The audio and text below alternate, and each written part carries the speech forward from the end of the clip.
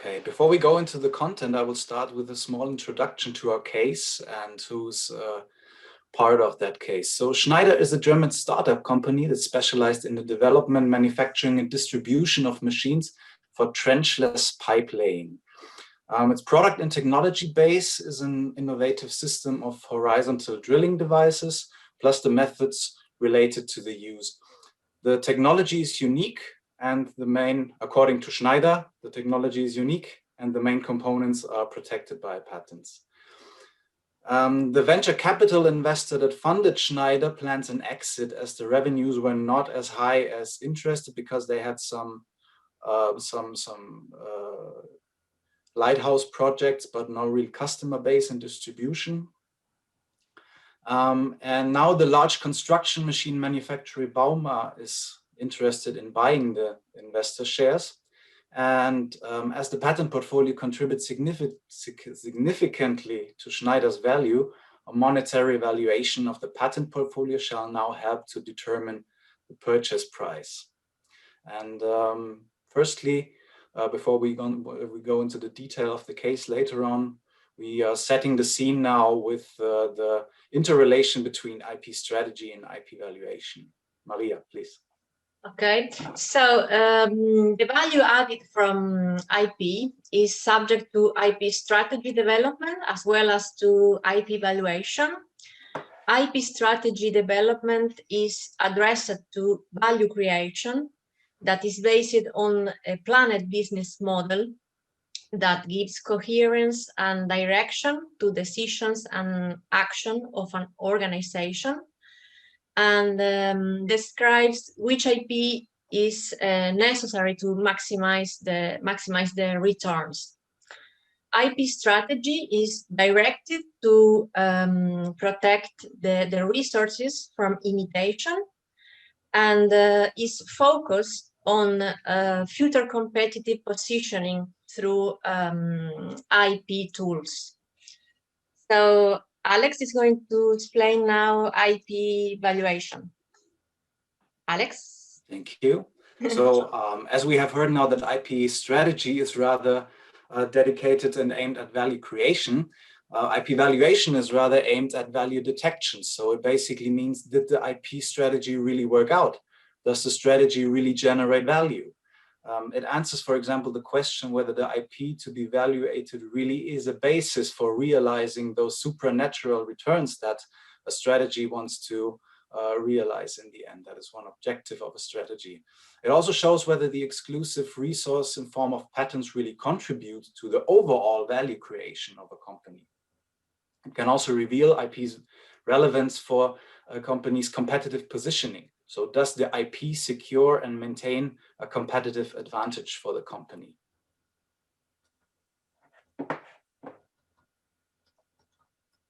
Now, as a next step, we do the analysis of the value contribution of patents. Yeah, I'm taking it here from the economic or external factors, both appropriation and market impact, which the function of the patent creates that barrier effect in the market that will also lead to a market impact. This market impact provided by the exclusivity of the patent will allow Schneider to take over the economic benefits for the appropriation regime. All these economic benefits will develop in cash flows, identifiable and isolatable cash flows, either positive or negative, that will at the end determine the patent value, and will also determine like the value contribution of the patents to the company. Russell, please. Thank you. So as Ricardo mentioned, the constraint or barrier effect influences the market, and the effectiveness of the barrier can be considered by analysing the legal factors and technical factors that affect the barrier. Legal factors which can influence the barrier can be the status of the particular rights. So is the application pending as a patent application, or has it moved to the granted stage and the claims have been defined? Geographical coverage, of the patent rights. So in this case, mostly specific European countries, with some of the applications also going to the US. Also the scope of the patent rights relative, so that's the scope and breadth of the claims relative to the technology to be protected, the term or length of the patent rights that might still be available, and whether there's any freedom to operate issues, infringement issues, ownership issues that may be affecting the patent rights. Separate to the legal factors, there's also technical factors, which can be considered as to the ability of the technology to be scaled to across the market and the geographical areas protected, whether the market is being changed, is it growing, or can the technology be applied to a new market, and what is the development life cycle for any new products to come to the market and start to change that market. In the following 4 slides, we are going to analyze value contribution of IP in each generic IP strategies and see which one is applicable to Schneider case. Here in Fortress Monopoly, we start with function, IP functions that has been fulfilled, which is the protection of the product as much as possible to create large portfolios and market barriers, as we can see in pharmaceutical industry. And the main impact that is desired and also caused by this strategy is gaining technology leadership by the pharmaceutical company if the medicine is the only product, and if the medicine is not the only product, here the USPs or differentiations will be protected and cause a superiority for that company. And the returns as the result will be appreciated through the sale of medicines, and at the end the premium prices will be generated that will be the basis for valuation and generating the value, IP value. So the second way that we will see for value creation is about the second IP strategy, which is the value-added monopoly. So this kind of IP strategy is commonly used in the mass consumption field, for example, with consumer products, or in automotive as well. So it's a well-established market. We will see also later on that it's also the case for the pipe laying process. What we want to do in this strategy is to protect the features that are useful for the end user, because it will make the difference for them between buying this product or another product. And as it's well-established market with a lot of competition, it's also useful from the patents or the IP file or the intangible in this in the company pool to also be a burden for the competition. Last point here on this strategy about the timing, as said, as there is a lot of competition, first come first serve. That's a little bit the motto for the patents, for the patent related protection, and as well as the run for the priority date.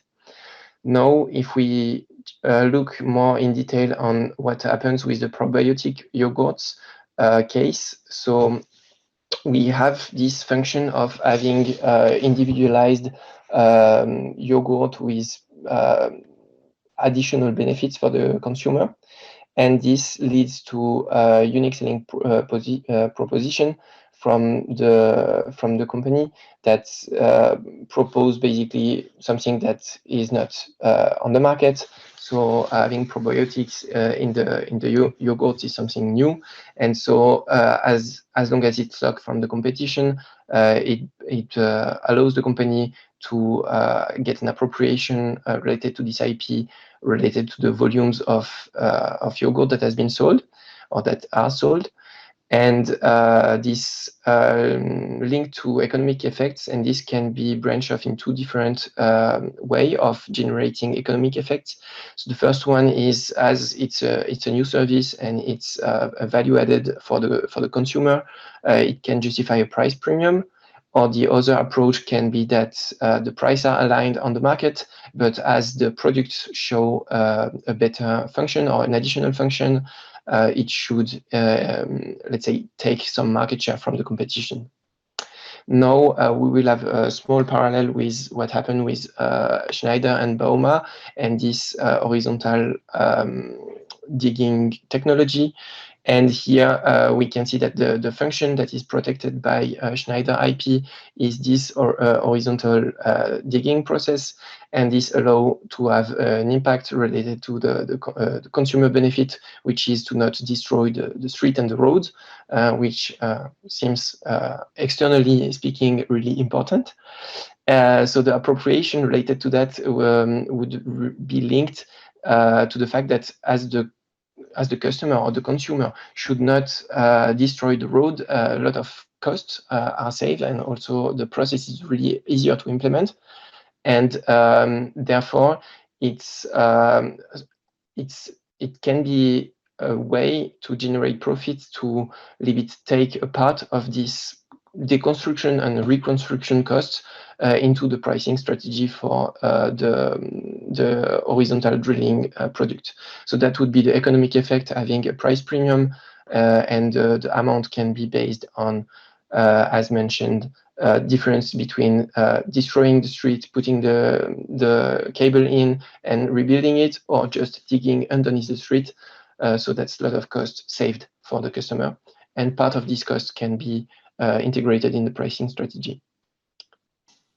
Yeah, in the hub monopoly, IP-based value can be created by standard essential IP rights and mainly by patents. And these patents are from different companies that get collected in one general IP pool that get administrated and managed by, for example, by an IP holding organization.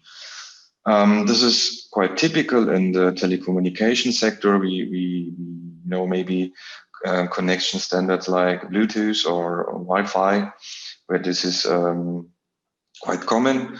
And yeah, contributors have to have here in mind maybe technology shifts, like, for example, from 4G to 5G, these steps that the contributing IPs, for example, in 4G, that doesn't play then so much a role when the standard is changing to 5G. Yeah, the IP function here is to protect features of transmission technologies and making them standard essential by contributing to a standardization procedure to be able to then gain licensing fees. Yeah, this protection function has an impact to devices that comply with the standard, and they have to use then the protected features to comply with the requirements of the interoperability. Then returns and incomes are appropriated to, on the one hand, by gaining licenses to standard implementers, and on the other hand, we can avoid own license payments, license fees by cross-licensing.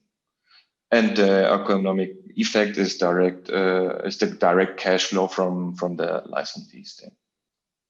So the last strategy, value creation linked, is the case of Shimano, based on the monopoly in a box strategy.